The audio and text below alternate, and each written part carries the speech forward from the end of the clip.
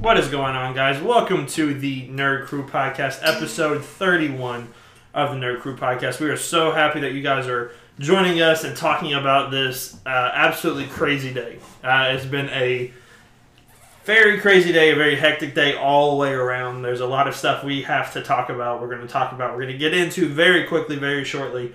But as always, I am your man, Andy York. Thank you guys so much for joining us, whether on SoundCloud, iTunes, or Google Play if you're listening to the audio version, or if you join us every Tuesday at 7 p.m. Central Time on YouTube.com at the Nerd Crew channel. If you watch with us and interact with us, we really appreciate you guys as well. We just have a lot of fun doing this. And as always, I didn't think of one, so I'm going to come up with one real quick. The Hawkeye to my Black Widow. I think we've done that one. I don't know. The Stormbreaker to my Thor. Cool. Jason Lee. Jason, how are you? You're much cooler than Mjolnir, so yeah. Thanks. Yeah, you're welcome. How you doing? I'm doing pretty good. Holding it together.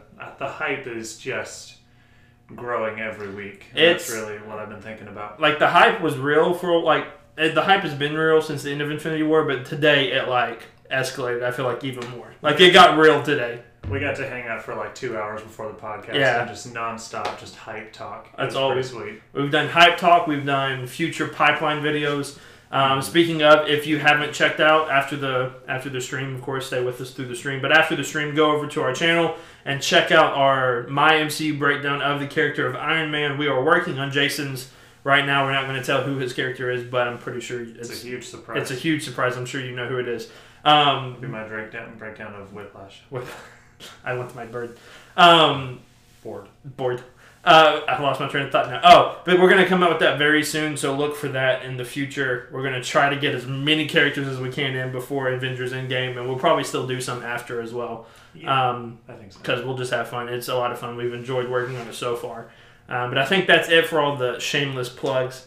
We're going to get into the episode here pretty quickly, and I forgot to ask you this 2 weeks in a row, so I'm going to ask you again right here, right now on the spot. What are you into this week? I actually thought of it 15 seconds ago. Nice. BoJack Horseman. Amazing. Victoria got me started on BoJack Horseman, and I'm 4 or 5 episodes in, but that's my new piece of media. Amazing. That I'm watching this week. I absolutely love it. Yeah. Are you very funny. So are you a adult cartoon? Do you like adult cartoons for the most part, or? I have watched them very, very minimally. Okay. But I do really enjoy it. Yeah. Have you seen Bob's Burgers yet? You need to watch it. I have heard. It is my absolute favorite. It's in my top 10 favorite TV shows of all time. She's gonna show me Rick and Morty next. Oh, so good. It's so good. I'm so happy for you. The fact that you get to watch it, I'm so happy for you. I'm looking forward to it. Yeah, BoJack Horseman is one of my favorite cartoons ever. What I'm into this week actually came in today, so I haven't had a chance to read it, but I know I'm very excited about it. It actually released today, so it's a exclusive, brand new Avengers Destiny Arrives. It's all about it's kind of like a book form of the Infinity War movie. There's some character arts and things like that, so it's pretty cool. But yeah, it kind of goes throughout and it kind of shows. That's really cool. It kind of goes throughout and shows different things. So I'm going to start reading that soon, and then give back to you guys with it. But I want to kind of get it done before Avengers Endgame. See if it has any little secrets that they like to throw into different things. You never know what's going to happen. I'm not much of a reader, but when it comes to stuff like this, I binge read it. So I can't put it down. But I absolutely love it. So it's been a crazy week for not just Marvel news, but it's been a crazy week in Marvel news, but kind of other news as well. We're not going to talk a lot about this. You just saw it for the first time. The Joker movie released a poster today, of all days, for the upcoming movie. It's a Joker poster. That's all it really is just a Joker poster. Yeah. Yeah, I don't know. I don't know about this movie. I think it's going to be good. And we're going to get a teaser trailer for it tomorrow, so we're going to kind of get a closer look at it. But I'm always excited by comic book movies when they're very director-driven and when they're very creatively driven. And this seems like that, and it seems like it's been a long time since DC has had something that's this director-focused. Yeah. At least since the Dark Knight trilogy. Yeah. The next week's actually going to be kind of a heavy DC week, for sure. Because we're going to talk about that teaser trailer, and then The Shazam movie, which we've already seen because we're cool like that, comes out Thursday. I might try to see it again this weekend. This weekend is actually a big deal for me because I'm a wrestling fan, as you know it, and it is like our Super Bowl this week. So it's like the biggest show of the year, WrestleMania. I'm going to at some point, and there's going to be, and we're going to record it. I'm going to show you wrestling. Like, I'm going to make you sit down and watch wrestling with me, and we're going to record it. And I want to get your take on it, like some of like the greatest moments, and then some like moments that you're, as a wrestling fan, you are very embarrassed to show people because there are a lot of those as well. Oh no! But it'll be a lot of fun. We'll definitely do something like that because I want to at least show it to you, get you excited for it. Can't wait. Can't wait. And other news, though, in Marvel news, it kind of came out Wednesday of last week, I believe, that Angelina Jolie is in talks to be a part of the Eternals movie. They didn't really say what area exactly, whether to be a star or the villain or whatever. If I had to guess, it's probably going to be the villain. I would say either Cersei or the villain. Yeah, I think she fits both roles really well. But like I'm very excited to see it. Like if she's in it, I think that would be like the first, because I think we've talked about this before. Like the MCU created a lot of big names, but they haven't hired a big name from the outside coming in yet, for the most part. And so I think Angelina Jolie might be like that first breakthrough. Well, and they often hire bigger names to play their villains. So, like Michael Keaton in Spider-Man: Homecoming, and Kurt Russell in Guardians of the Galaxy Volume 2. Yeah. They get a lot of, James Spader in Age of Ultron.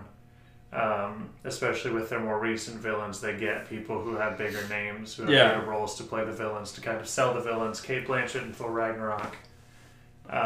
So that's why I could see her being the villain, but I think Cersei would also be a role that would fit her. Yeah. And then kind of going into that as well, also reports that Hercules is going to be the main character of the Eternals. And we looked this up before we started recording. Hercules wasn't a part of the Eternals. So they're adding some new, which I'm fine with. I mean, if they'll make it work. He's an important Avenger. Yeah. And especially if Thor...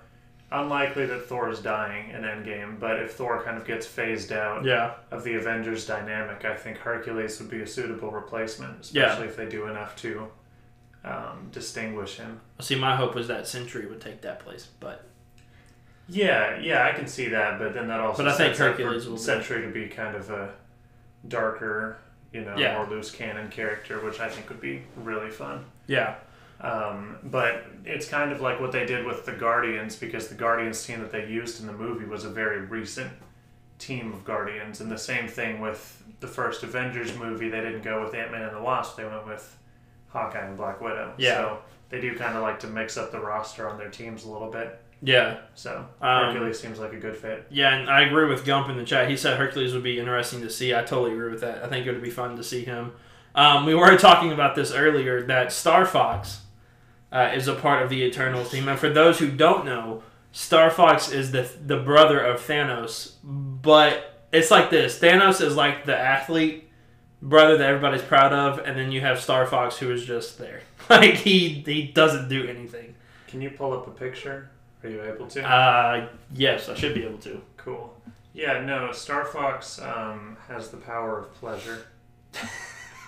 That's literally his power. I'm not making that up. My casting choice for that was Carrot Top. I said Carrot Top or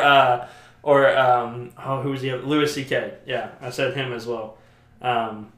Which is horrific. Like, I'm talking about just the character. Your casting choices are horrific too. Thank you. But the character in and of itself is he just sucks so bad. And when in doubt, John Cena is always the backup. Yeah, I just cringe at the thought of Star Fox. They have to. It's not going to fly at all in modern culture. No. And I don't think it should, because I think his powers are just stupid. It's and I dumb, think he's a terrible Avenger. But if they made him cool, which they have been known to do with lame characters like the Vulture, and they made him one of my favorite characters out of everything. It's loading. Just give it. They can sell me on Star Fox. I believe that. I just think that in his present form. He's not. No, he's terrible. Not. I think the first time I read about Star Fox was in not the Infinity Saga, the Thanos Imperative. Yeah, probably. I think I read that about him because it was like him and it was Nebula and it was Beast. I think like it was three really weird characters together. It didn't really fit. Here's a picture of Star Fox, and he is all in his glory and. That's a less dorky picture of Star Fox too. It is. I'll see if I can find a. While you entertain, I'll see if I can find a. Find one from like the 70s or something. Here, I'll just stop. But he's just a super weird character. Brother of Thanos. Oh, there you go. Yeah, there it showed up. Brother of Thanos, power of pleasure, ladies' man. So bad. The I power. know, every time I say it, I just die a little inside because that was a good idea. There we go. Yeah. Here we go. Complete with creepy smile. Here we go. Share that one. It might take a little. It might. Get it working. That's okay. And then also in the Eternals, you've got Sprite and Cersei and Icarus, who I'm excited to see. Yeah. Let's get the capture. I know we got to get the. Oh. And there's also a girl.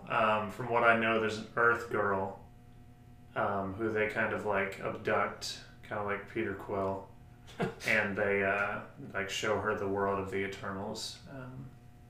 What I'm hoping for, I don't know a whole lot about the Eternals. What I'm hoping for is some really crazy Jack Kirby visuals. Yeah. I really want that. I want some weird comic book stuff, like weirder than Guardians.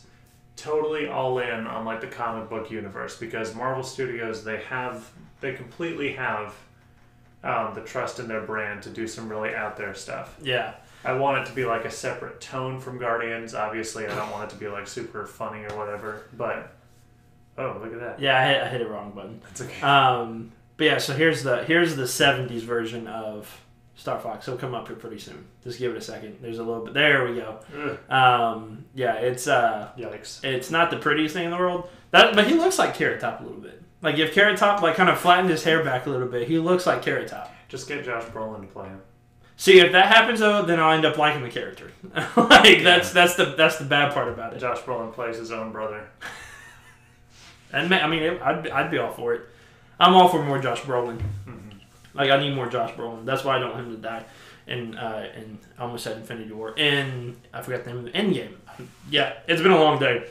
It's been a crazy day. So that's kind of all the sidebar news. We kind of got through that quickly because there's a lot to talk about with Endgame.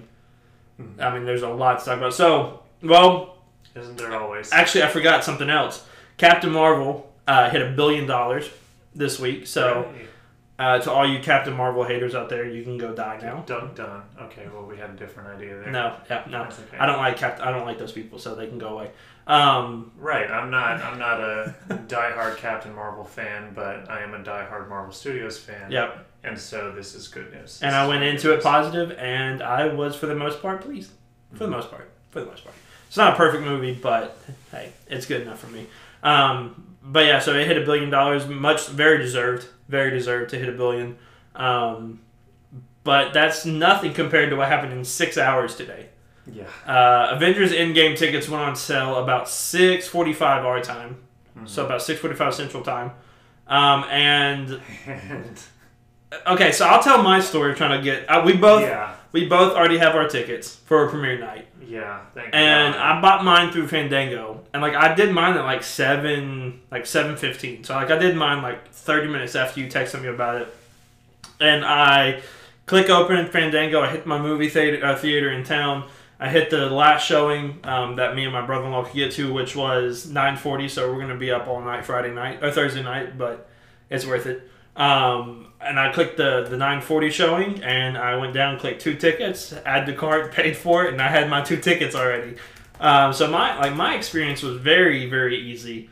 But apparently Jason's experience was a little bit different than mine. No, my experience was horrible. So I get up and I am perfectly on time for these tickets. I am on the site 2 minutes after they go on sale. And I'm on Fandango looking at a different theater than he is because I live 25 minutes away from him. and I keep refreshing the page, and I'm opening like multiple tabs and stuff, and it's just not working at all. And then Fandango says I'm in a line, and I have to wait for a few minutes, and then when I get through the line, it brings me back to the exact same page. So I go to the AMC page, because I'm looking to get opening night tickets for an AMC. Yeah. Also, the movie comes out on the Thursday night. Opening day is Friday. I'm ordering 25 tickets for the following Monday. Which I don't think that's going to sell out super fast, but with this movie, I have no idea. So like, this morning, I'm super stressed out, and I'm like, I have to get these tickets, you know.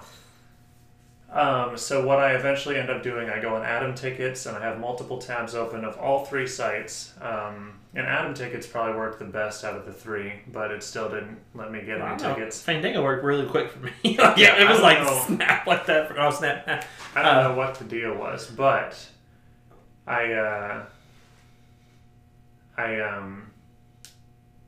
sorry, I totally lost that. I went on Regal because I just kind of gave up on the AMC, and I'm like, okay, I have to go to Regal because there's a Regal close to me as well, and I don't like it quite as much. Right. But I literally buy all the tickets that I need, 3 for opening night, 5 for opening weekend, 25 for the following Monday, in like 5 minutes on the Regal website, and I'm like, oh my gosh, this is after like 2 hours. Yeah. Just torture. Yeah. Just refreshing pages and it won't load. 2 hours of torture. I finally get through, and I've got all my tickets, and we're all good. Everything is good. It's all in standard. I do want to see it at IMAX, IMAX at some point. At the mall. At least we have our tickets for the weekend. Yeah. Yo, what's up, Webhead? Welcome to Webhead. Let me try that again. Webhead is somebody that we have met from Gump Streams, so he's joined the nerd crew as well. So, we're talking about our adventures of trying to buy Marvel tickets. Adventures. Yes, my adventure was very simple. Your adventure was like 3 steps. Mine was like, I opened up the Fandango app, clicked on the movie I wanted to see, the time I wanted to see it, bought the tickets, so it was good to go. I had to take the ring to Mount Doom just to get those tickets. It was horrible. But worth it. Very worth it. So, yeah, we're both going. We both already have our tickets. But the real news here is that through Fandango and Atom, have released today that in 6 hours, Endgame completely broke all the records for pre-sales in a day. They haven't released the sales number yet, but it has completely. All I know is that it has tripled. It's like Endgame pre-sales or Infinity War pre-sales last year. Endgame tripled it. For Atom tickets, they tripled it. Yeah. Which Atom is a growing service. Right. So that's kind of understandable. But for Fandango, it broke the record, which was held by Force Awakens. Yeah. It broke the record for a 24-hour period of pre-sales. 6 hours. In 6 hours. This movie is going to beat Titanic. It's totally going to beat Infinity War. I'm calling it right now. I'm going to go ahead and call it right now. And it might beat Avatar. It's beating Avatar. Maybe. I think it'll beat Avatar. We'll have to see, because this is just. I mean, if it comes out and it gets rave reviews and it's as good as everybody wants it to be, which kind of the same deal with Infinity War, it could beat Avatar. You know, if it's got legs in the theater. I think it will. I think it'll beat Avatar because most people are like us. I think we've talked about this. I'm planning on seeing it opening weekend 4 times, like Thursday night, Friday night, Saturday night, Sunday, 5 times, and then Monday when we go see it. And then Tuesday we're talking about it all day. But yeah, this movie absolutely is going to. It's going to be a hit, obviously, but it's going to be absolutely amazing as well. Oh yeah. And with the fact that it's opening in China now on the 24th. Right. They moved the China date up, so that's going to contribute to its global opening. Yeah. So it's going to be absolutely amazing. Plus, we're going to hear a lot more stuff coming out because I'm pretty sure they go on their press run like next week or the week after, very soon, because they do like the 2 week for family and friends and everything else. So yeah, it'll be we'll start seeing some more stuff about it pretty soon. But what we're going to do today is we're going to talk about, we're going to break down the in-game trailer that we saw with the ticket release, which was absolutely amazing. All 4 of these Endgame trailers have been 4 of the best that Marvel Studios has ever released. And I think this one was only a minute long, and I think it was the best one. To me, I think it was the best one. Maybe I'm just saying that because we saw all new footage for the most part, but I think seeing this one coupled with the ticket hype and coupled with the fact that this is the most we've seen yet because they've been gradually giving away like small, tiny things. Yeah. So they showed the most in this trailer. I can see why people would like this one the best. Yeah. I think the second one. I think the like 2-minute second trailer was my favorite though. Was that the one where they pulled back from Called the Past? Mm-hmm. Yeah, I like that. I really like that one as well. Webhead said that he's going to see it at least 3 times, but he hadn't got his ticket yet. I think Gump said buying a ticket was like Black Friday shopping. It really was. Oh yeah, totally. It really was, but it was a lot more fun than Black Friday shopping. Totally. It's like concerts sell out like this. Yeah. But movies don't sell out like this. Yeah. Like even Infinity War was not like this. Everyone is universally saying this was a nightmare to buy tickets. Yeah, well. And I'm scrolling through Reddit threads, about like a pre-sale, ticket pre-sale, like mega thread. Like, how did it go for everybody? And everyone was bad. Like, that was a nightmare. No, and like, AMC like shut down for like 6 hours today. AMC, yeah, I could not depend on them at all. Everyone agrees AMC did not pull through on this one. Yeah, it was a little rough. So what we're going to do right now is we're going to talk about the trailer that we saw, and then we have a few theories and Endgame stuff that we're going to talk about. Plus, we want to talk to those in the chat about what they think is going to happen. We want to get your opinions as well. So we're getting ready to talk about the Endgame TV spot. It was only, I think it was a minute long exactly. It was, honestly, like this one made me emotional. Like it absolutely made me emotional, and I don't know why exactly. Like I know why, but I was like, all the other ones seemed sadder to me, but this one was like, this one tugged at my heartstrings, but then it also like gave me goosebumps at the same time. It did a whole lot. So let me get to it real quick, so we can react to it and break it down as we watch it, because we want to do it that way this time instead. Yeah. See if I can find it. Oh, look for a special look. I'll just do this. It's called a special look. Trailer tickets. There we go. That's a minute and the one. That says special look. All right, so it starts off with what looks like the Avengers headquarters at night. The sun is rising. The sun is rising. We're setting. I don't know. I have a feeling. Okay, so I have a feeling that this shot is when maybe Nebula and Tony arrive. So the sun would be setting. Yeah, which we'll get to that here in a little bit as well. Or it's rising and then it's setting. Time travel. Or the day cycle. Yeah. Or it's an entire one day and then they come home. Maybe. We just get a day of the Avengers hanging out being sad. Depressed. And then they come home. Oh, man, that would be sad. That's my amazing theory based off this trailer. Yeah. All right, so then we cut to a shot of Bruce Banner, who is speaking for the first time. And he says, if we do this, we're doing it outnumbered or shorthanded or something. And Don Cheadle, in the best way, could have said, yeah, why? Because he killed half our friends. So it was like, well, yeah. I like how Thor is eating bread and drinking beer. Just chilling. Well, wouldn't you drink beer after losing half your friends? Yeah, I drink a lot of beer. And eat a lot of bread. Plus, like, he's a demigod, so it's not going to go anywhere. Like, it's just going to turn into more aged Norse beer. Yeah, exactly. The Avengers compound, they've just got everything that they need. And then we get a sad shot of Black Widow, who looks like she is, I don't know. Is that Japan or is that that's probably Avengers HQ compound? Okay. I gotta say, well, actually, it was raining in Japan, so that might be Japan. I gotta say, we had this debate, and I've had this debate with my wife and my brother. Go ahead. Black Widow's hair is different in almost every movie. And I think that it looks the best in this movie out of all of them. And my favorite before that was the Winter Soldier straight hair. Yeah. And we kind of talked about that. I think straight hair was my favorite, and then this one kind of comes in second. My least favorite was the short blonde hair, because that looked like crap, if I'm going to be real honest with you. It did not look good to me. My wife and my brother are both adamant that the Winter Soldier straight hair looks terrible. Yeah. And I do not understand. It's not right. Webhead said, when you lost someone, be like Thor, eat and drink beer. Sure. Yeah, I mean, that's the most logical thing. We see what I assume he just shaved. I'm assuming he just shaved. Steve Rogers, because he's looking in the mirror at himself, baby face. I do too. Cool. That's so like futuristic. Tim Buck says we see a Gillette can. I don't get the Gillette thing.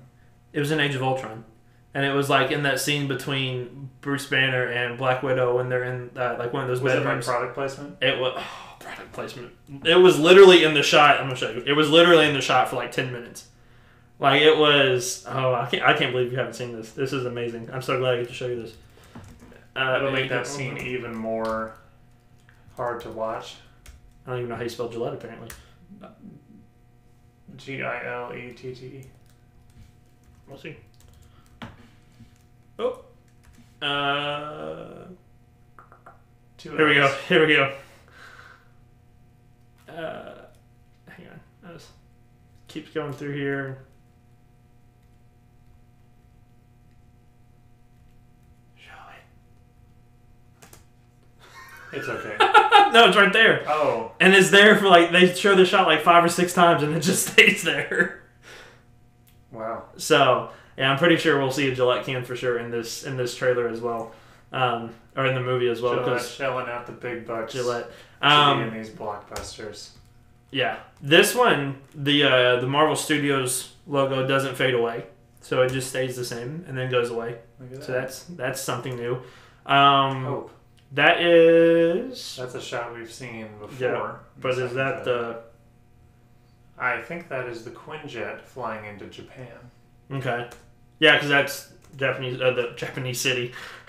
And then, yeah, Japan City. Japan City. And then we get a very depressing shot of Nebula and Rocket, which looks like they are outside at Avengers HQ. Mm-hmm. This is probably the shot where Rocket finds out that all the other Guardians members have also turned to dust.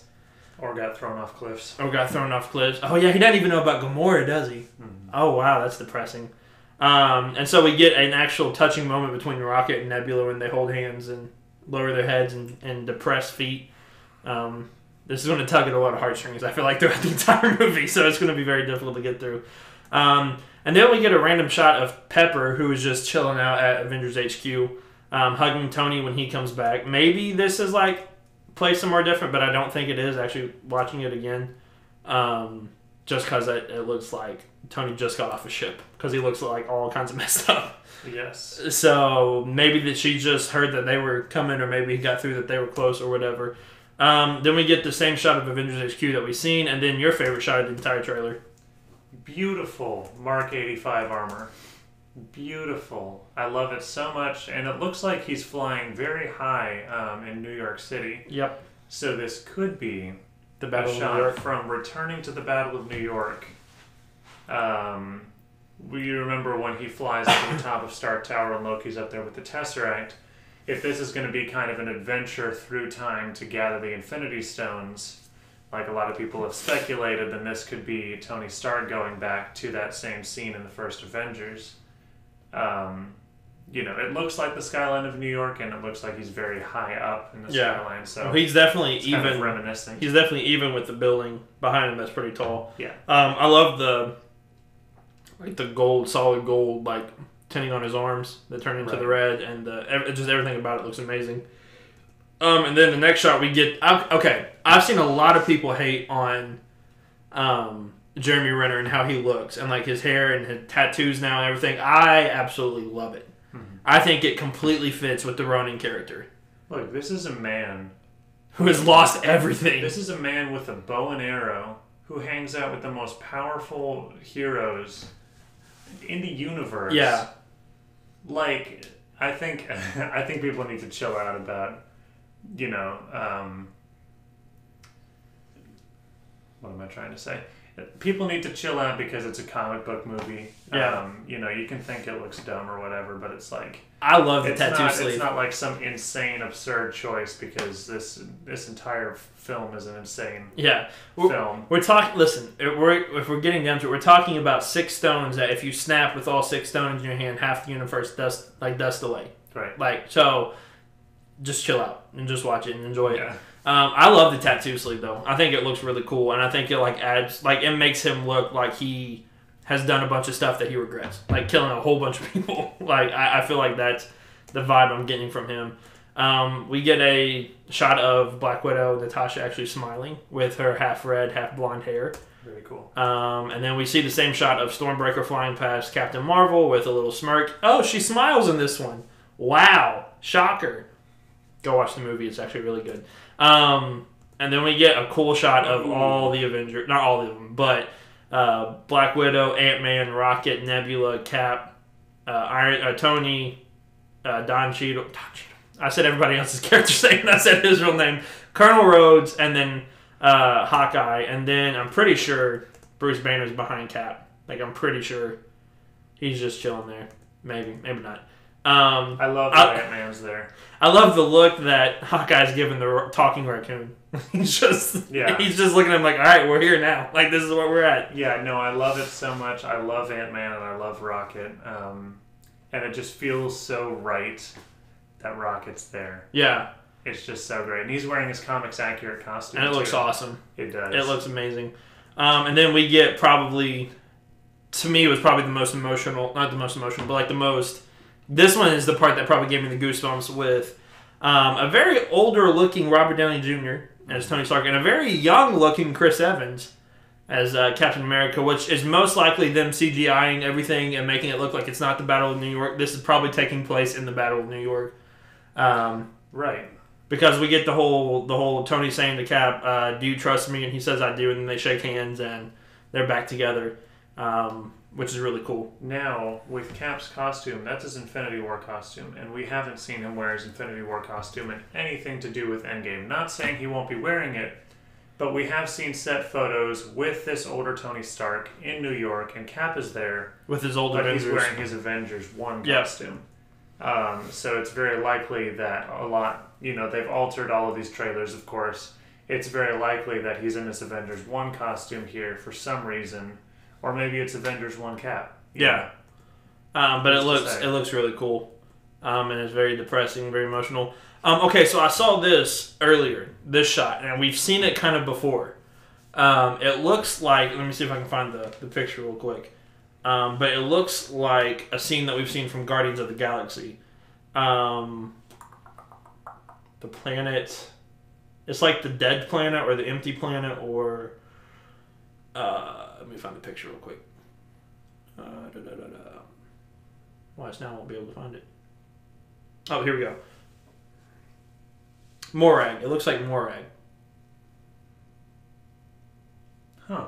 So like if that's a shot from the trailer, and then that's Morag. So it looks like where the abandoned planet. Yeah. Ooh. So this could be a shot of them going back in time to find the Power Stone. Interesting. Yeah. So this could be that. So that's very interesting to see. And then they warp speed, which is always awesome. And you cut inside, and you have Captain Marvel and Rocket flying the thing, which I need to see a Captain Marvel and Rocket team up. I think that would be absolutely great.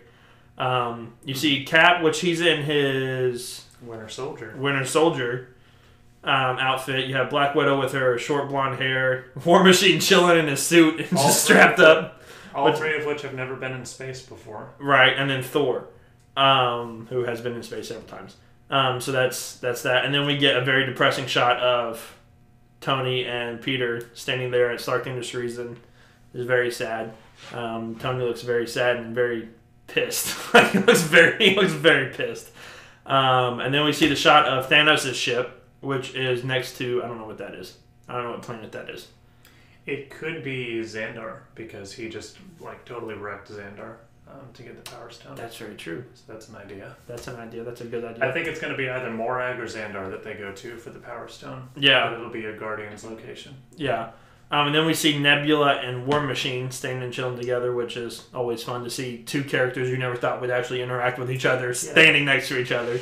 And then you have Thor looking shocked or depressed or sad or mad or one of the two. You have Rocket, who literally has tears in his eyes. So that's not good, which I'll get to my theory in a second. And then you have Cap, who is laying with his shield. Looks like it's the same... the one that we saw where he tightened his shield in the second trailer, or in the first and second trailer. But it kind of looks like the Quantum Realm suit right there. No, that's actually a new suit for him, which is like the chainmail suit. Yeah. And then we see the shot of Thanos, which is not very interesting. It's not the Space Stone. It looks like it's the teleporter from his ship, whatever it's called, the donut ship or whatever. Yeah. It kind of gives the same feel of like Thor coming from Wakanda, coming into Wakanda. It kind of gives the Bifrost. It kind of gives that feel, but it's like a much darker, eerier. Thanos is in his warrior outfit that he was wearing that we saw on the Scarecrow. I don't know where they're at though. That looks like it's like a crane. Like it looks like it's. I'm thinking it's possible that this could be Avengers HQ. Because what if Thanos attacks Avengers HQ, just completely destroys it? At the end or at the beginning? At the beginning. And we lose somebody. Maybe. Probably not though. And then we get one of the coolest shots with Cap, Thor, and Iron Man walking towards Thanos, but at their feet level, and it is absolutely amazing. It gives so much chills, and then we get to the Avengers Endgame, and So the whole new trailer gives us shots we haven't seen yet, and it gives us new theories and new things to break down. So I'm going to give my theory first. I'm going to talk about what I've talked about like last week as well, but I think there's some proof to back it up a little bit. I lost my train of thought for a second. Okay, so what I said last week and I'm going to say again this week, I think that we might lose somebody not huge in the first act of the movie, in the first few minutes of the first however long of the movie, but I think we will lose somebody in the fight. With the scenes that we've seen from Thanos wrecking Avengers HQ, to the shot that we just saw of Thor looking sad, and we see the shot of Rocket looking sad. What if Nebula or somebody like that gets taken out in the first act? Somebody not massive, but I think that would hit Rocket even more because she was the only other surviving member of the Guardians of the Galaxy. That would depress him. And then you would have Thor just kind of looking shocked that somebody, just died in front of him or whatever. But I do think we lose somebody in the first 15 minutes because of... I think it would just add more weight to it, and it would just even add, like... The thing that, like... This goes... I'm going to kind of go back to a wrestling trope, so just hang with me for a little bit. But the storytelling in wrestling is, like, the baby face or, like, the underdog, the person that everybody cheers for. The way that you get them even more sympathy and even more... compassion is you dump more and more crap on top of them. So like you put more and more and more and more, and then when they break through it all, it's like this big, heroic, happy feeling moment.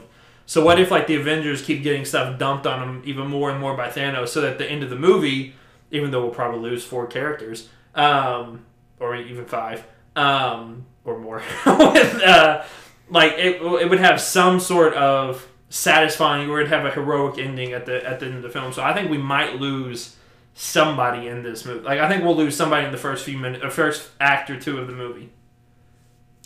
That's a theory that I disagree with, but if you're right, then you take a huge W, and I will take a huge L. What is your reasoning for disagreeing? Because I think that all of the characters that are left right now have a reason to be there fully, and this is going to be a payoff for a lot of their arcs. Yeah. So I see them lasting through a decent amount of the movie. And if they're going to be really major characters, which everyone that's left is a major character at this point, then they're going to be able to, they're going to have the time in the movie to get that payoff. True. I think if one person is going to die in the beginning of the movie, it'll be Thanos, and that wouldn't be a permanent thing. Don't kill Thanos. Please don't kill Thanos. Or it could be an illusion. Yeah. So the original trio versus Thanos is going to be absolutely amazing to see that. Yes. That's probably going to be either that fight or when Hulk finally fights Thanos again. That fight's going to be epic too. If it's the original trio and they are, holding him off and everything, and they are, kind of standing their ground, and then they, he starts to push back a little bit more. And the Hulk pumps up, yeah. And then the Hulk just charges in. You're going to hear people freak. And that would be glorious. Yeah. And then Gump said, this is the first time the core members are in the same room since Age of Ultron, which is insane. That's true, when they made that terrible elevator joke, and then Thor wrecked the lawn. That was the last time they saw each other. How far we've come. That's crazy. Because, like Thor and Hulk weren't in Civil War. Mm-hmm. And then none of them were together in Infinity War. Right. Thor hadn't been to Earth until he came to Wakanda. Well, he was in Earth in Ragnarok. He came to visit Doctor Strange. Oh, you're right. And then he was in Norway. You're right. So he was on Earth but he wasn't I was skeptical, but yeah, you were. But he wasn't on Earth for a long period of time though. He was there and back pretty quick. Hulk wasn't on Earth. Right, Hulk went on Earth until Infinity War. Infinity War. Yeah. Which is really cool if you go back and read the Infinity Gauntlet story. He takes the mantra of Silver Surfer, crashing through Doctor Strange's. Right. Through the Sanctum. So that was a really cool moment as well. Mm-hmm. All right, so the theory I want you to talk about right now, and then we'll get to all the other ones, is Thanos' whole purpose of attacking New York in the first place. This is the one that you sent me, which was really, really cool, I thought. Oh, yeah. This is just kind of a small little thing, but I saw a theory, which probably won't be confirmed or anything. It's just kind of like a little extra thing. That Thanos used Loki in the first Avengers movie to go get the Tesseract, and we already know that he kind of manipulated Loki into doing that. And kind of his reasoning behind that, or what this person was thinking, and what I agree with, is that now we know that Captain Marvel is out there. So he sends Loki in as kind of like a test to see, can I get this stone? Can I manipulate this guy to go get it? And if Captain Marvel shows up, then I'm going to have to plan, because I don't really want to, she could really mess my stuff up. So if that is true, then all Nick Fury had to do was just call her in for the first, and then the entire MCU nothing would happen. But then the Avengers came together, and that's true. He got beat anyway. Yeah. In New York, but he hadn't lost yet. They haven't beat him personally. Yeah. He moved his pawn forward, and his pawn got taken, so... Yeah, but then he sent everything after him, and he won pretty well. Yes. So there have been a few other speculations and rumors and not spoilers, but potential spoilers. So if you want to go in blind, of course. Quotation marks, leaks by very credible sources on Reddit. Right, and you can't always you can always trust everything on Reddit. That's what I know. You can always trust Reddit. If it's upvoted, it's true. Exactly. So there are a few other things that we're going to talk about with the Avengers Endgame. Some of the quote leaks or whatever you want to call them. Some of the theories. One of the ones that you brought up, it kind of went through he said, the guy said that he saw the movie already, which is obviously complete bullcrap. But some of the theories or ideas that he had, we actually were kind of on board with and kind of liked a little bit. So I'll let you go ahead and kind of dive into that a little bit. Yeah, it's not really potential spoilers or anything, and I'll keep it really, really broad. Nothing terrible or anything, but this one guy in particular who claimed to see an early screening said the movie was darker than he thought it was going to be, which kind of excites me. Yeah. Which it kind of looks that way anyway from the trailers and stuff, and he said that the ending was extremely strong.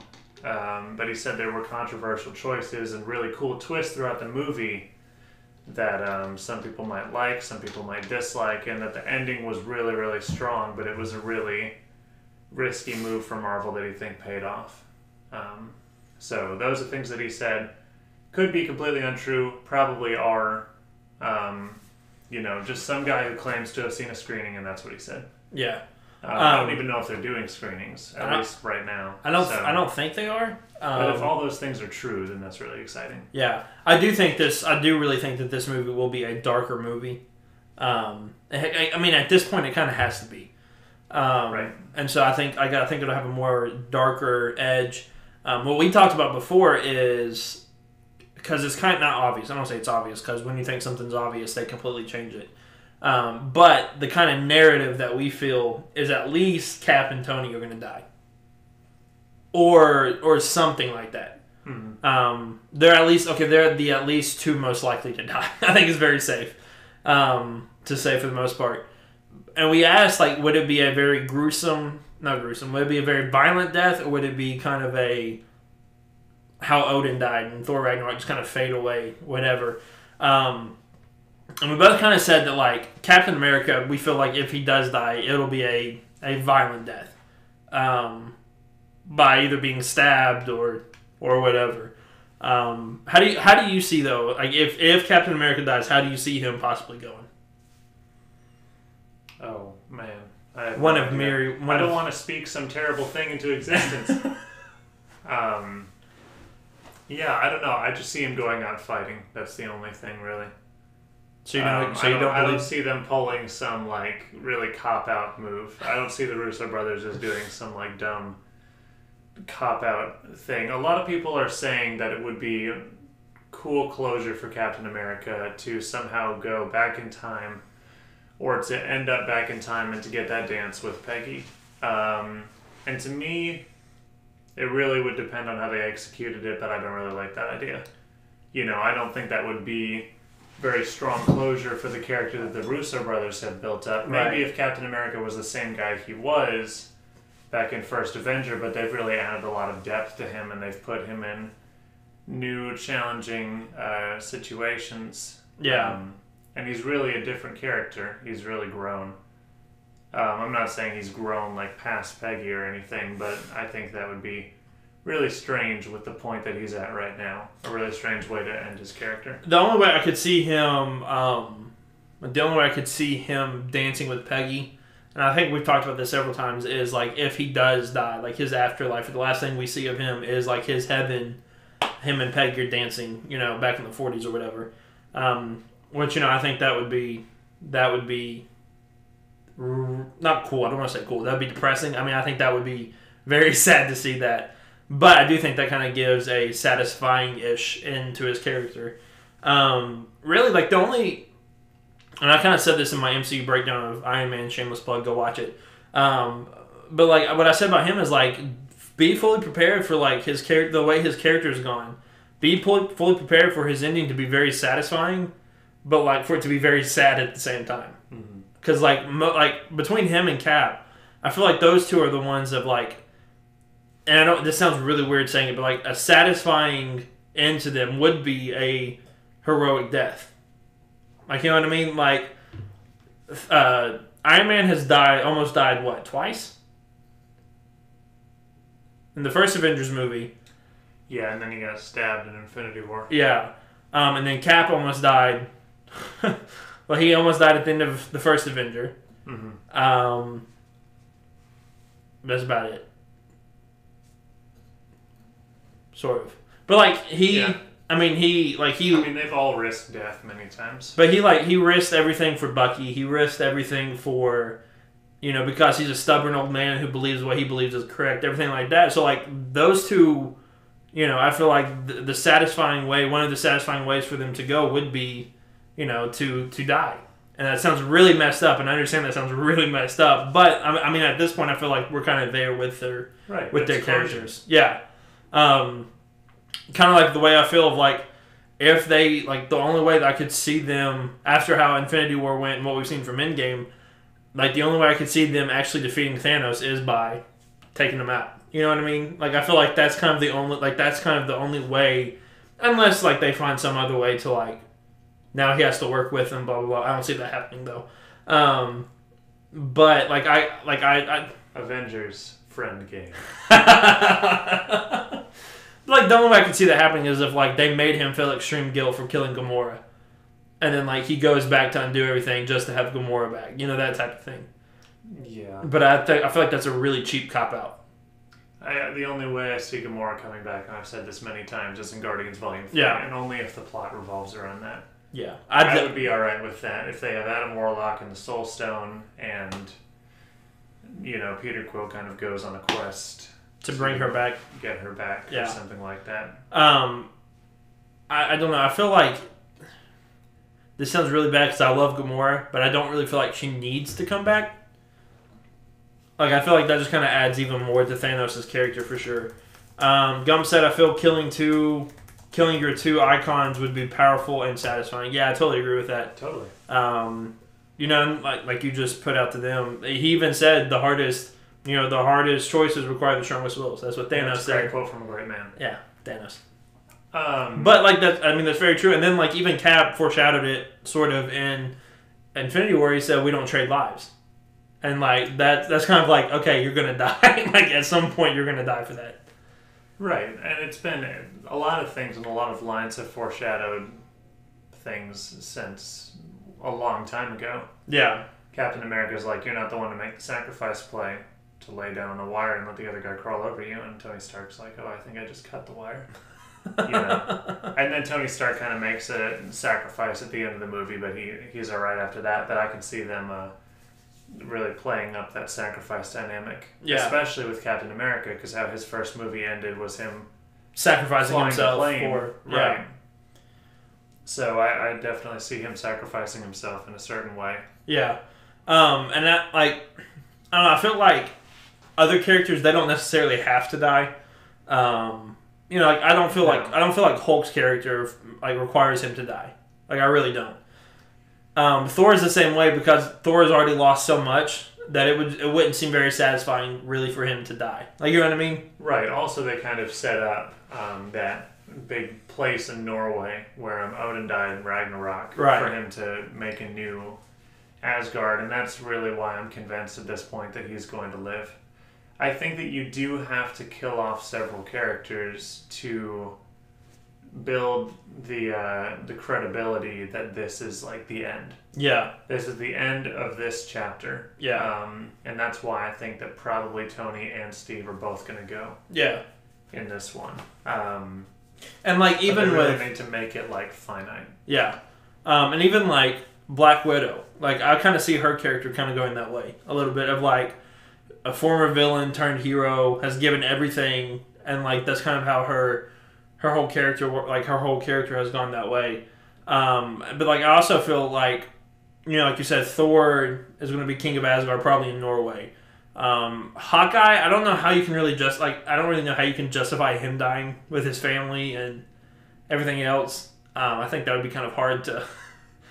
I mean, I can see it happening, and I think they can make it work. But I do feel like it was, you know, I feel like it would kind of add even more depressing to his character. But maybe that's how they start Kate Bishop's sort of character and his daughter.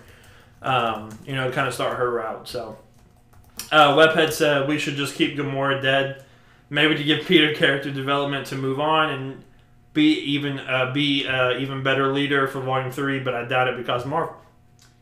Gonna disagree with that. I don't know. They like to bring characters back alive. Because Peter is a great leader. And he's a very original character. You know? Yeah. And he doesn't always do things in the best way because he's a very human character. He's a very flawed character, and he makes bad decisions. And sometimes people don't like when characters make bad decisions. Yeah. He was the idiot, though, in Infinity War. He was the idiot in Infinity War. But everybody made bad choices in Infinity War. Yeah. That's the point of the movie. Yeah. Nico said, baby boy. What's up, Nico? Gump said maybe Peter Quill tries to save her, but at the end he realizes he doesn't need her and says his final goodbyes, making him a more mature character. I like that a little bit. I honestly don't think you need Gamora, though. Like, I really don't think you need him. Like, I don't know. It's weird. I don't know. I don't see him saying, like, I don't need Gamora. Because that's something that's been built up for so long. For a while as kind of their romance. And now that's been torn apart.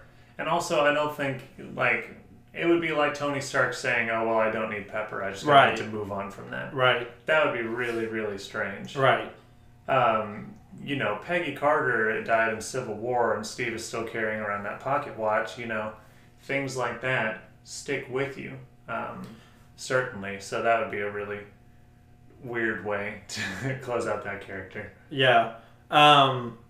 Nico said, I don't think Quill should decide Gamora's fate. Kind of boxes her in as a love interest. Totally agree. Yeah.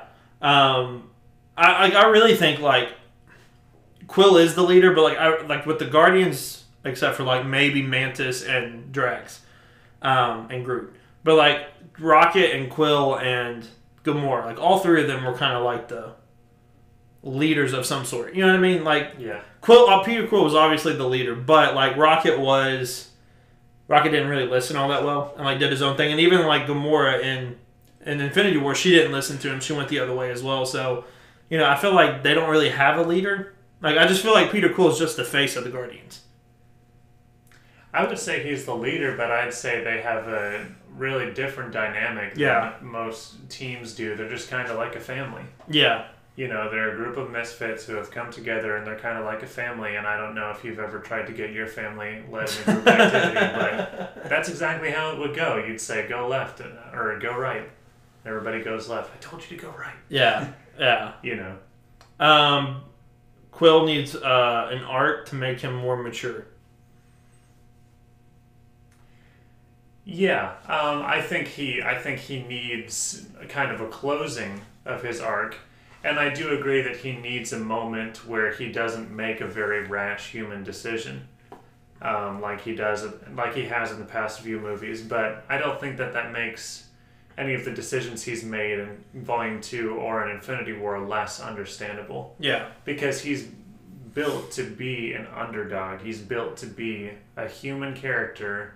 And he's kind of an idiot, you know, a lot of the time, or sometimes, but he comes through because he has a big heart. Yeah. And that's the point of his character. So I think in Volume 3, I know that James Gunn has something really, really cool in store, and I'm so glad that he's back because it's really going to be a satisfying ending. And I think adding in Adam Warlock will do a lot of that as well. I think adding, because obviously the big hype after in Volume 2 was Adam Warlock, because like the post credit scene and everything showing Adam Warlock was like, I know I freaked out in the theaters when I saw that because Adam Warlock's one of my favorite characters just because of how ridiculous he is. I mean, he's Space Jesus. Let's be real honest, he's Space Jesus. Mm-hmm. But like I agree. I think Peter does make stupid decisions, you know, but so does Tony. Like Tony Stark made a lot of stupid decisions as well. Even in Infinity War, he didn't make the smartest decisions off of, like, rash and anger and guilt. You know what I mean? So, like... Right. Everyone in Infinity War made poor decisions based off the initial flaws that their characters had. Yeah. So it shows that, like, it's difficult to grow past the mistakes that you're initially making. Thor was kind of arrogant and brash. You know, he's grown past that, but he still made a decision out of arrogance. Tony Stark made a decision out of recklessness that he's kind of grown past since his first movie to like take the fight up into space and not go back and regroup. And Captain America was kind of unwilling to make a sacrifice, unwilling to trust his team. Which goes all the way back to like Civil War and everything else. Yeah, it goes all the way back to First Avengers, really. Yeah. So. Yeah, a lot of people made... The only person that didn't make a mistake in Infinity War was Thanos. and Hulk, exactly. And that's the point, is that Thanos was really... He planned it out perfectly and followed it through. Yeah. And Hulk didn't even show up, so that was his mistake. Yeah. And then Black Widow just... No, I mean, she was fine. She was fine. And Hawkeye was just so scared he didn't even come out to fight. No. Hawkeye should not be afraid of anything. No, he shouldn't. After seeing all these trailers, I really don't think he is. No, I like his character, but how Iron Man has changed, that's how Quill's arc will end.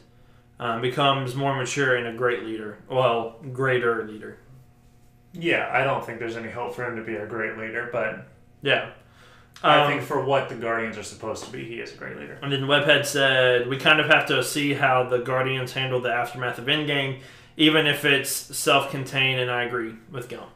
Yeah, I think we have to kind of see how Endgame even ends, or like, you know, what, because like if they destroy all the stones, which is a theory out there, then Gamora's just dead. Like there's really no other way to bring her back. But I kind of feel like you have to have the Soul Stone if you're going to have Adam Warlock as well, so it's kind of another thing. Right, or you know, Guardians Volume 3 could be a super cool jumping off point too for a character like Quasar or like Nova. Yeah. It could do a lot of great setup, I think, for the future of the cosmic side of the MCU. Because really, the first Guardians was our first taste of the cosmic side of the MCU. So it would be a really cool lens to kind of throw a lot of interesting ideas out there. And I think that's what James Gunn kind of had in mind. Because Kevin Feige has already talked about how he was instrumental in... kind of forming what's going to be the next cosmic steps. Yeah. I'm sure that James Gunn had an influence on the fact that they're making an Eternals movie. Right. Yeah. So I can see that. I can see Guardians Volume 3 being a jumping off point, especially for Nova. But Quasar would make sense as well. Adam Warlock would make sense. Yeah. there are a lot of cool characters that they could use. Gump said, "Oh my god, I want Nova." So do I. Like I want a Nova movie. And like I think you just brought it up, but like Kevin Feige just said, yeah, in the next few phases we're going cosmic. Like we're going even more cosmic. So like Eternals, we're getting probably a Nova movie. We're probably getting some form of Captain Sentry. Marvel We're getting Captain Marvel 2. We're getting there's another one I heard. Fantastic Four would probably be cosmic. Yeah, so there's going to be a lot of cosmic stuff after Endgame, which I'm all for. But I do think we're also going to get a lot of ground level stuff as well. Spider-Man, Black Panther, Doctor Strange. I'm missing somebody. Ant-Man. So yeah, Black Widow, if she's alive. Well, she gets a prequel. Movie. She gets a prequel movie. Yeah. But yeah, so there's going to be a lot of both, and I'm all for that. Like, I'm really all for that. Webhead said, I think Infinity War set up Nova thanks to Thanos. His actions created the Avengers, Guardians, and now Nova. I agree. Yeah. It's crazy that Thanos created all of that. Like, Tony Stark, Thanos creates his own demons.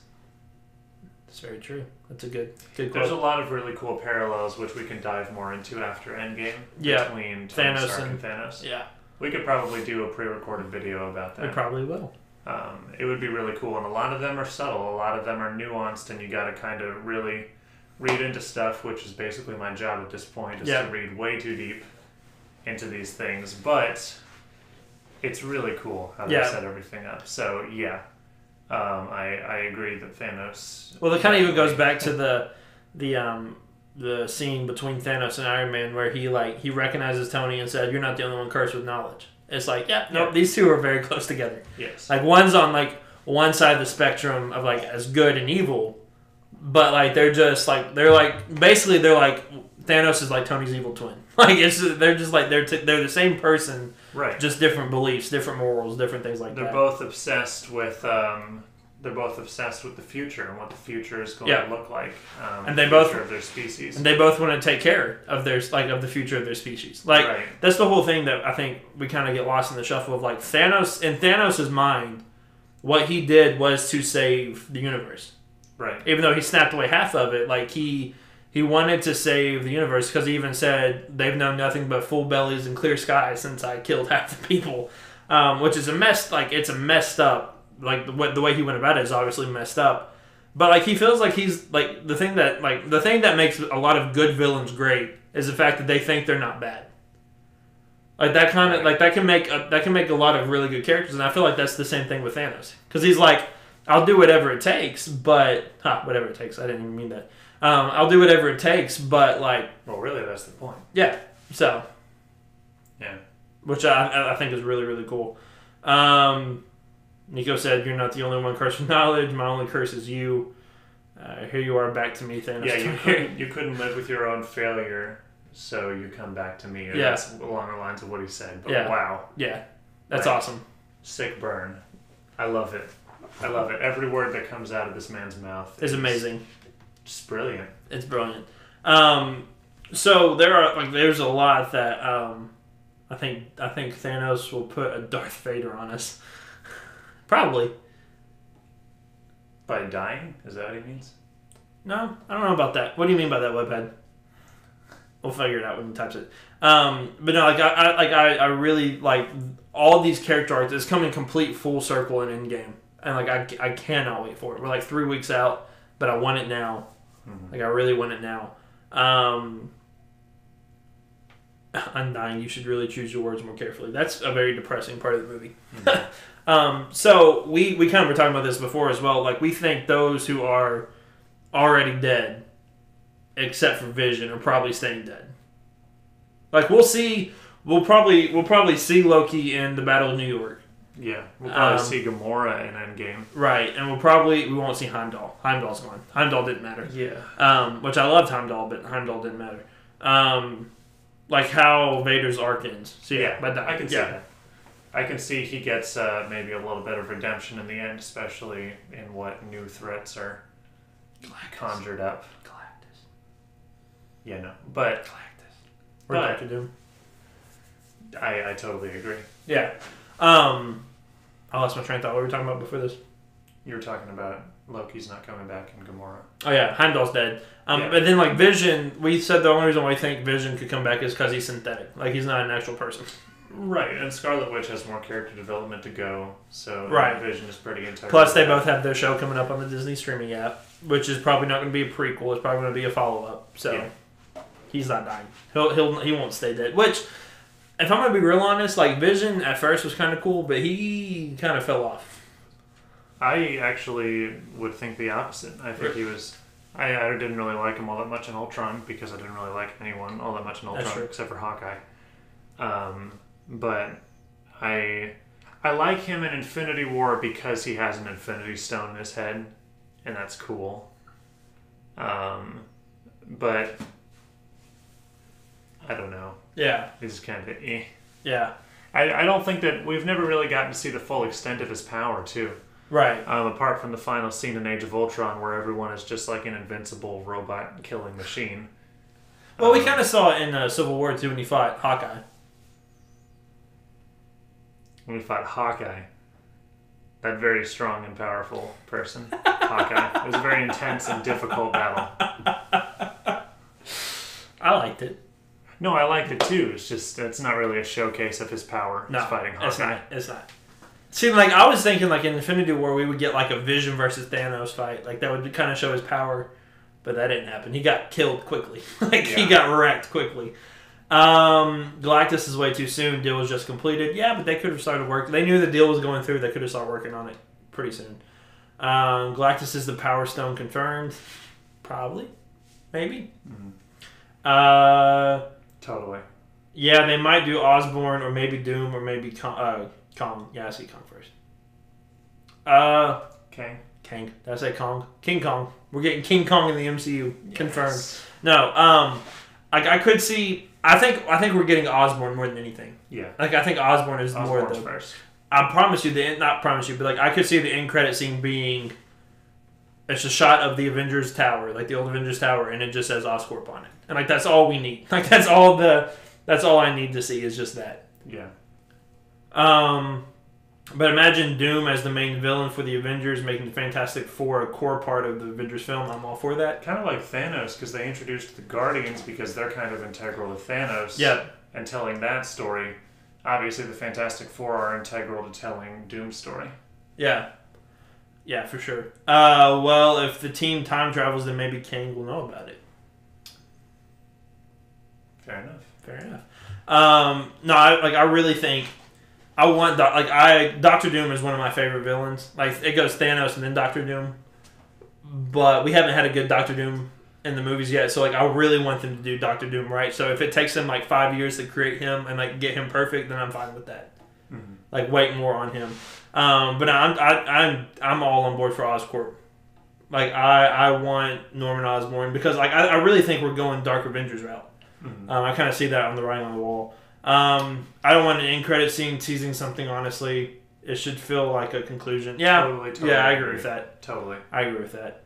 Then don't put it at the end credit scene. Put it at the end of the movie. No, I think that is a cop out. I think if we do get like anything in credit, it'll probably be like for Stan Lee. It'll probably just be something about Stan Lee. And like just thanking him or something like that. Right. That would be the only acceptable post-credit scene, but... Or remembering those that have just died. Like Tony or Cap or something. But I feel like they'll do that at the end of the movie. Yeah. Like I don't think they'll do that at the... I'm honestly with Nico. Gump has never said it in his life. Make this the end of an era. Yeah, I agree with that. MCU Book 1 ends in 2019. MCU Book 2 starts in 2019. LOL. Yes, that's how I want it to be. I want Endgame to be the end and home and Far From Home being the beginning. So I'm going to move this along kind of to our chat with the comment section. That's fine. Because I have to leave and I'll be right back. Okay. So you can be the sole entertainer. Yeah, I'll be the sole entertainer. This will be fine. Yes. Everything will be burning by the time you get back. Totally, I can't wait.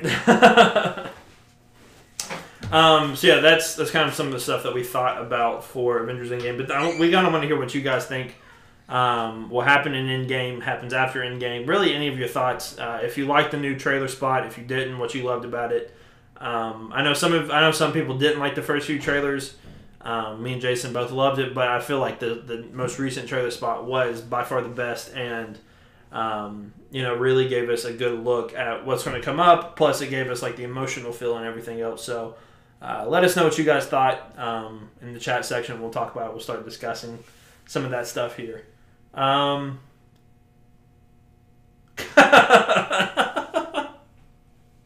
Yes, if you didn't know, that's what it looked like.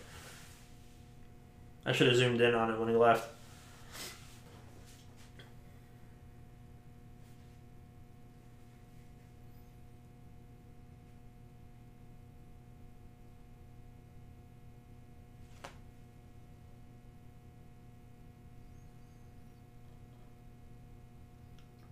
Yeah, I know a lot of people didn't like the first few trailers. I just liked it because the first trailer just kind of showed like the aftermath of the snap, and then the second one kind of gives a new hope, for what they have planned. But I do agree the most recent one by far is the best one, because I think it just gets us the most hype for everything for sure. Yeah, I agree. I think it's just because of the new footage, but I don't like. There's no way that all of this just happened in the first 15 minutes of the movie. Like they just have to. Like there has to be some of the. It's towards the end. Like this has to be some stuff coming back. Like there's no way that all of this just takes place in the first 15 minutes of the movie. Because if that's true, then everything else that happens in Endgame is going to be absolutely insane. Because they're going to pick up really quick and keep going.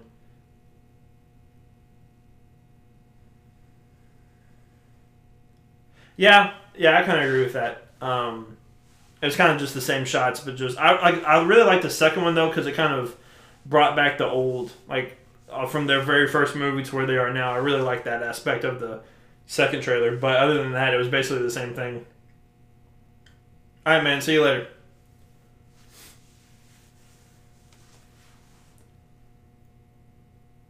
So yeah, we're talking about Avengers Endgame. We're talking about everything that we think might happen or could happen.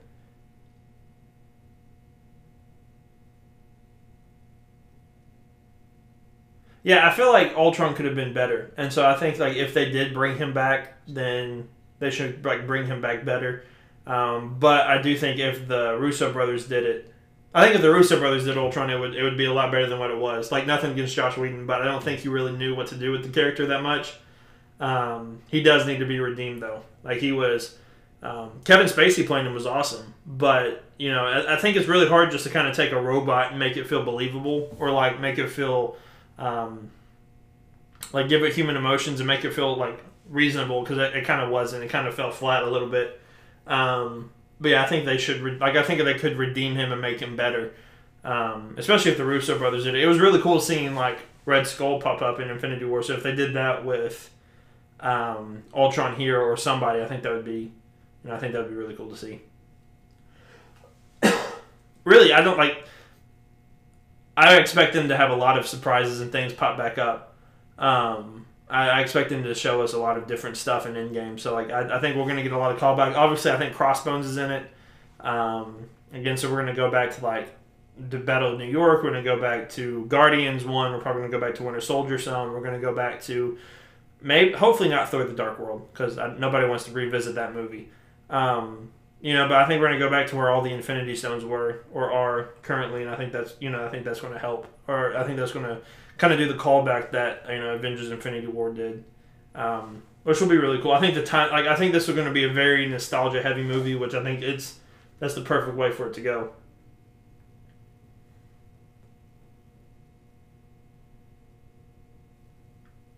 Yeah, I agree. Yeah, if the Avengers has an arch enemy, it had to be Ultron, to me at least. That's why, Ultron could have been one of those villains that kind of hang around and could keep popping up and keep causing trouble in the MCU for sure. But they have to kill up all their villains. Yeah, I hope they bring back Crossbones or somebody like that, and kind of keep them around. I don't listen. I love Loki. Loki's in my top 5 favorite characters or top 10 favorite characters in the MCU. But I don't think I think they brought him back too much. I think they need to keep him dead. But you can bring back Baron Zemo's still out there. Maybe he could come back, cause problems, but he's not the most believable character.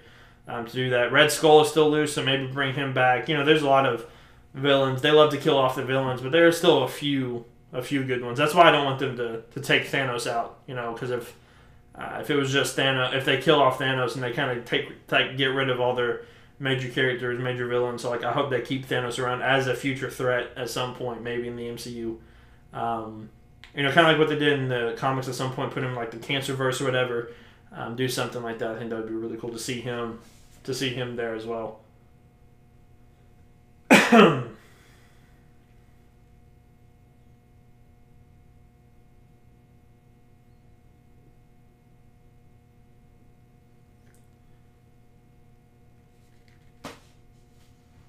Yeah, I don't understand why they kill off their villains. But they keep Ghost around, or they keep the weird villains around.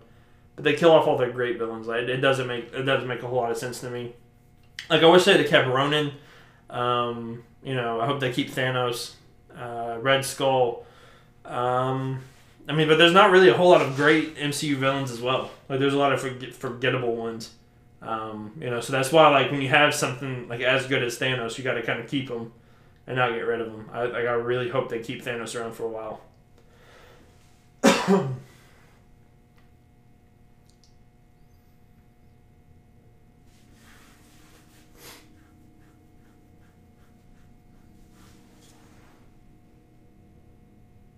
But yeah, if you guys, if you haven't checked out the MCU breakdown, the MCU character breakdown that we did on our channel on Iron Man, check that out.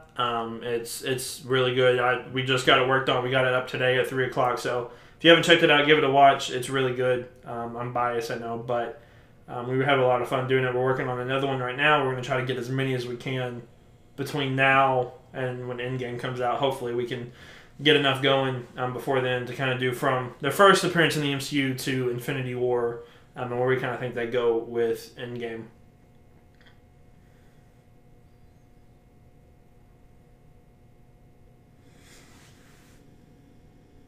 Yeah, I think that would be really cool too if they had to bring in Thanos and Doctor Doom, and if they bring Ultron back or whatever to stop a massive attack like Galactus or something. I think that would be really, really cool to see. I think that would be a lot of fun as well. Welcome back. Thanks. We were talking about villains that we would like to see back in the MCU. Ooh. Because we feel Webhead and Gump feel like Ultron needs a redeem story. He needs redemption. So him. And then Webhead just brought up that he thought it would be interesting if in a future Avenger film they had to ask Thanos for help to fight a massive attack on from Galactus or something. Yeah. That'd be very cool. Yeah. I'd like to see Ultron again. I'd like to see him done a little bit more justice. I think if the Russo brothers did it, I think it'd be fine. Yeah. Not a knock on Josh Whedon or anything, but yeah, I think it would be fine. We can knock on Joss Whedon over Ultron. And over Justice League. Even though he wasn't really a part of Justice League. Yeah. I think all the good parts and what small good parts there are, I think that was Josh Whedon. I don't know. I think he really phoned it in for Justice League because he just didn't care about the project at all, apart from getting paid for it. Yeah, he got a good paycheck for it. Mm-hmm. For not doing anything on it, he got a really good paycheck for it. Yeah. So do you have any other thoughts or anything else you'd like to see in Infinity War? Wow, and Endgame. Any other stuff that we haven't discussed or talked about? I know I mentioned to you before that I'm really excited. Oh boy. I'm really excited for the soundtrack. Yeah. Because the soundtrack to Infinity War was so good. Yeah, and you got the Avengers theme song stuck in my head. Yeah. And Marvel soundtracks in general are not the best. Great. But Infinity War was one that was truly great. And I'm really excited for Endgame to see what they have. I might post a poll on our Twitter and ask a question of what is the most iconic out of the two. What is the more iconic theme, movie theme, and do Star Wars or the Avengers? Oh, I don't know about that. You might have to do a different one than Star Wars. I don't know. I think Star Wars is easily more iconic than Avengers, but I think there are a lot that Avengers could give a run for their money. I think Avengers is up there though. I think Avengers is I think after Endgame and like beyond, if they keep the same like theme for it, I think that it would get close or past Star Wars. Because I don't think Star Wars is going to be like the pinnacle forever. Like I think MCU will pass it. Maybe. If it hasn't already. Like movies in general, not like just the soundtrack, but like the entire franchise. I think we'll have to wait on it and see. I think that's an impossible question for right now. But I certainly think that Marvel is the Star Wars of our generation. Oh yeah, I agree with that. Ways. It's not a perfect match, but I agree with that. In a lot of ways, it is. In terms of engaging with culture and creating films that seem larger than life. But I will say that I don't think any MCU movie has been as bad as the 1, 2, 3 and Solo. Yes, I'll agree with that. I think even the worst one, like Thor: The Dark World and Incredible Hulk, is still better than those. Than the prequels, yeah. Yeah, and Solo. I hated Solo with passion.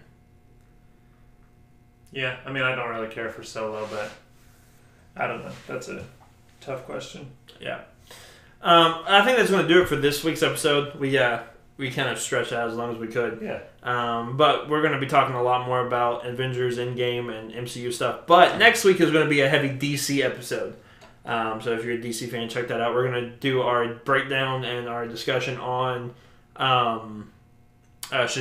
We're going to do that, and we're going to talk about that. We're also going to talk about the Joker teaser trailer that's supposed to come out tomorrow, so be on the look for that. We're going to have one more question. I answered a question. The Skrull entered Earth during Endgame and impersonates a few characters. Kevin Feige did tease that. I don't think it will be in Endgame, but in a future film. I think what he's talking about is the fact that 4 Skrulls crashed down on Earth. And only 3 were seen? Yeah, and only 3 ended up accounted for, so there's still 1 Skrull running around there unaccounted for. Here's an interesting thing that I did not see before. In Captain Marvel, Fury mentions that he can't eat toast if it's cut diagonally. And in Age of Ultron... He eats toast that is not cut. At Hawkeye's house, he eats toast that is cut diagonally. So it's a Skrull. Maybe. But how did he get his eye patch? Really specific thing. But how did he get like his messed up eye and... That's the question, is because with Nick Fury, he has his messed up eye, and that's what he uses in Winter Soldier to have like the high security clearance, and that's kind of like a Skrull-proof, mechanism or idea, because a Skrull can't see what's underneath his eye patch, so it can't match that. So I don't know. I mean, I don't really know how the timeline would match up on that, but that's a really oddly specific thing. Yeah. To mention in Captain Marvel, but yeah, there is 1 Skrull running out around the world unaccounted for. And I can tell you who it is. Huh? I can tell you who it is. Who is it? Thunderbolt Ross. Maybe. I really think I think that's the most obvious one, but I think it's the only one that makes sense. Like the one thing I don't want is like, oh, this character has been a Skrull the whole time. Like I don't want that. No. I don't want that. But like Thunderbolt Ross would make a lot of sense as to why he would be a Skrull. Mm-hmm. And like I even heard somebody say that like maybe Bruce Banner in Avengers Infinity War is a Skrull because he couldn't turn into the Hulk. It's like, you're an idiot. If you really think that, you're an idiot. No. So yeah, that's not the case. But that will be it for this episode. We appreciate everybody hanging out with us in the chat. Thank you, Gump. Thank you, Webhead, for hanging out with us and sticking with us the whole time.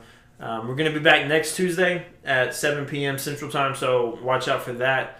We're going to try at some point this week, maybe next week, to do our second and third MCU character breakdown, so watch out for that. We're going to try to get that edited as quick as possible and get it out as quick as possible. So we may be uploading like 2 or 3 videos a day or back-to-back, so just check that out when we actually upload it.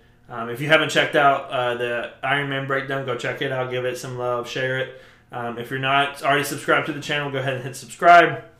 Hit the little notification bell so that you get notified every time we upload or go live, because we go live once a week, and we're going to start uploading a lot more, so we want you guys to be able to see it when it comes out. If you want to listen to the audio version of a podcast, go to SoundCloud or iTunes or Google Play and type in The Nerd Crew, and you can find us there. Make sure you leave a 5-star review or rating, and make sure you share it as well. There's a lot of stuff to go through.